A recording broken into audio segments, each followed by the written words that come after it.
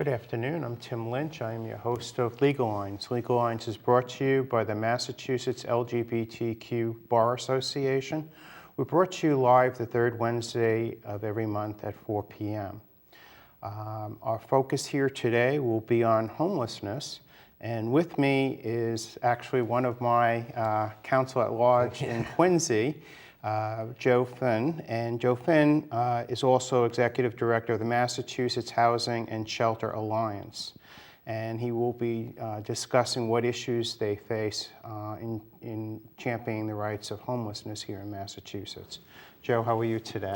Well, I'm doing great, Tim, and thanks for acknowledging my role in Quincy, although you certainly gave me a run for my money this Well, it was a friendly election, and I was a campaign manager for one of the competitors in the race, and I'm happy to say both Joe and the Nina Liang, who I was her campaign manager, both won. So it was very. I think everybody was. All's well that ends well, All's right? well that ends well because you're a great candidate. Thank You've you. been president Thanks. of the City Council of Quincy. Right, I'm finishing up my my final term because the rules have 2 successive one-year terms, so we'll have a new one coming up soon.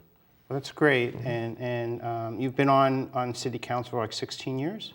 I'm finishing up 14. 14, but you So just won. I just won hopefully, God willing, I'll go on to 16, right? Wow. Yeah. Well, that's great. But you've also been the Executive Director of the Massachusetts Housing and Shelter Alliance. Why don't you tell us a little bit about that organization? Well, yeah, Tim, that organization actually developed in the late 80s and early 90s, and it was the so-called early responders to the issue of homelessness, back when we thought the emergency was going to be, a short-lived emergency. Again, it was called the Greater Boston Adult Shelter Alliance. And I came to know about that organization originally because I was the executive director of Father Bill's Place in Quincy, which I'm sure you're familiar with, that particular homeless shelter. And what really struck me as unique about it was that their mission at that particular point in time was the conversion from emergency resources to appropriate housing and services for people according to their needs. And that just struck my imagination. It wasn't a trade association. And so I became very active in that organization as a human service provider myself. And then again, in the year 2003, the executive director had moved on. He became the head of the United States Interagency Council on Homelessness during the Bush administration. I was actually hired to come in as the executive director in 2003 and have been there ever since. But essentially what the organization is, it's an advocacy and policy organization made up of members statewide. It's not a trade association per se. The little difference is that we're kind of an incubator for new ideas and new ways of addressing homelessness. And so one of our goals, aside for advocating for certain things, is also trying to develop outcome-based programs, measure those, and then make that the basis of advocacy for change so that we can kind of move the Commonwealth off of its addiction on emergency resources towards more permanent solutions around homelessness. Let's take that apart. Sure. Happy.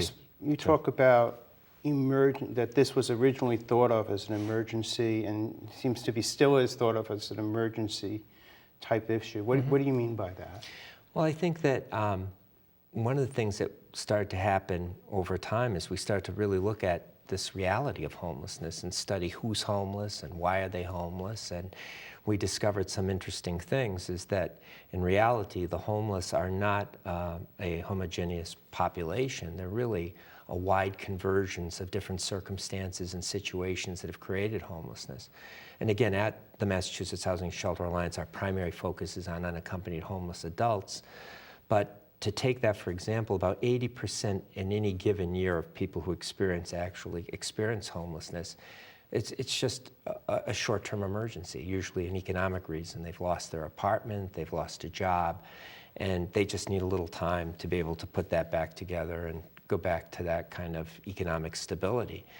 But what we also discovered, though, when we looked at it, and particularly, working in shelters, you realize, you say, geez, these look like the same people here all the time, is that there was a significant group that are oftentimes now referred to as chronic or episodic homeless, for whom the shelter or the streets have become their permanent place, permanent home. And often, again, we refer to them as chronic. And what their characteristics are is usually they have some type of really life-limiting disability. In most cases, it's serious mental illness, substance use disorders, a significant number of head-injured people who are homeless and living in that. And of course, the common denominator for all of them is the lack of socioeconomic resources or someone that's going to care for them or take care of them. And again, also, significant numbers of people who come in and out of the system are kind of institutional discharges, whether it's correction systems or people who are kind of holding types of facilities or step down from other institutions. So it's a wide mix, and again, a big part of the advocacy around the Massachusetts Housing and Shelter Alliance has been, what's the right resource for the right person at the right time, and how do we come up with a system that works, rather than pouring money into emergency responses, particularly for that chronic population, that never work. So you have these people who come into the system, God willing, temporarily because of economic problems. They lost a job, or they probably might have gotten kicked out of their home and looking to establish themselves, or they're out of jail or something like that. Correct. Yeah. And then you have these people who are there, as you put it, chronically, who are there most of the time, and they have, unfortunately, some underlying either mental illness, drug-related problem, or have other physical or other real limiting disabilities. And nobody to care for them. Essentially, yeah, that's it. And again, but the thing that's important to keep in mind is that even though 80% are those so-called transitory homeless, that on any given night, about half of the people in the shelter system really fall into that chronic. So that most of the resources are actually being eaten up by the smallest percentage of people affected by homelessness in some way. And so the whole belief in our shop, so to speak, is that if you can interdict that population, if you can come up with alternatives for that, then you can dramatically reduce shelter emergency capacity and again return emergency capacity back to what it was always meant to be, which is for emergencies. And that's part of our objective and goal all the time to do. So separate out the folks who are going to be using these facilities on an ongoing basis, or more so on an ongoing basis, because they already are. You're saying more than half? On any given night usually would fit that chronic type of definition. Yeah. And so how do you go about doing that? How do you go about developing a system to deal with people who are chronic, who have ongoing issues, that they are homeless? Well, I think the one common denominator of all homelessness is lack of housing, lack of a safe, affordable place to stay. And so part of it is like looking at these various subpopulations and shaping the appropriate housing resource for that person. And I think that what's happened is, and I'm sure you've heard of this, that it's kind of a movement nationally. It actually started in New York, which I'm sure you're happy to know, but the psychologist Samson Barris was a driving force around a whole movement called Housing First. And the focus is trying to, rather than looking at this population as someone, in a linear fashion where you're trying to lead them to fix them before they can have housing at the end of this continuum of care, rather it is how do we place them in housing and then support the needs that they have. And that's really required a lot of hard looking at the system itself, even, and the various service models that we bring to it. And we focused kind of developing a concept that we refer to as low threshold housing, that essentially is not a compliance-based housing. A lot of housing's been shaped by recovery models that insist everybody's clean and sober, or that, that they're taking their medications and doing everything, and if you don't, you're out. Whereas this is more of an interventionist model that works with that person to determine what they think they need to have successful tenancies. And like one of the ways I used to put it to some of the people who participate in our programs is we're taking the focus off of them being good clients and instead focusing on them becoming good tenants. And it's been quite effective, quite honestly, in terms of successful housing. And it's an interesting issue that you bring up, though, is a lot of times people, and you hear this particularly with public housing, there's all these rules that if you're not a good tenant and these are the rules, you don't follow them, you're out. And yet when you're dealing with a population that has, who are compromised because of mental illness, drug addiction, or they've been injured, severely injured, they might not be able to comply with these requirements. So you first get them housing, and then you see what they can do?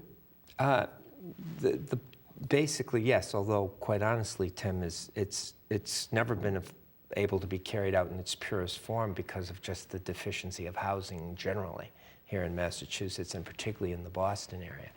So it makes it particularly difficult, but those same compliance issues makes them even hard to get to the housing component the way the system has been built. But yeah, I think that, for example, that again, we tend to underestimate the capacity for self-sufficiency for people with serious mental illness, that quite honestly, there's a lot that they can do to support themselves in their own housing. But the type of support they need is they don't need another psych nurse or a psychiatrist or clinician. They need the person that shows up at the door every day and says, hey, are you okay today? How can I help you? What do you need work with? Can I get you to this appointment? Or to do these basic, what I refer to as tenant support kinds of services that do everything to strengthen the success in tenancy.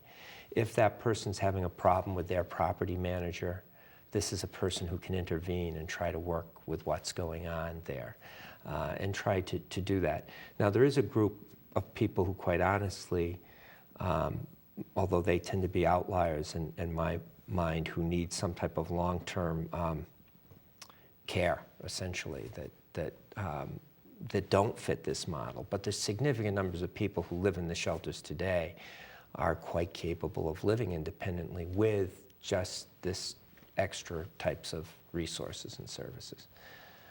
So if you were to provide this one resource, you would alleviate the emergency housing? Yeah, I think we showed in Boston, I mean, from about 2007 until very recently, we had reduced the number of unaccompanied chronic homeless on the streets and shelters by about 27%. Wow.